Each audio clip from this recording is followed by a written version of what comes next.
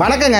இந்த வீடியோ பார்க்குறவங்கள யாராவது பிளம்பர் இருந்தீங்கன்னா என்னை திட்டவே திட்டாதீங்க. கடைசி வரைக்கும் வீடியோ பாருங்கள். நான் பண்ண ஒர்க்கு சரியாக தப்பான்னு மட்டும் சொல்லிட்டு போங்க. உங்களுக்கு இது சின்ன வேலை தான். ஏன்னு பார்த்தீங்கன்னா நான் போனது இன்றைக்கி எலக்ட்ரிக்கல் ஒர்க்குக்காக தான். போன இடமும் என்னோட ஃப்ரெண்டோட வீடு. டேப் வந்து அந்த கார்னர் வரைக்கும் இருந்தனால இதுக்கு சென்டர் பண்ணி கொடுக்க சொல்லியிருந்தாங்க. அதாவது அந்த பாக்ஸ் மாதிரி இருக்கு பார்த்தீங்களா, ஸோ அதுக்கு சென்டர் பண்ணி கொடுக்க சொல்லியிருந்தான். நான் என்ன பண்ணேன்னு பார்த்தீங்கன்னா கட் பண்ணி கப்ளிங் போடலாம் அப்படின்னு தான் நான் ஐடியா பண்ணேன்.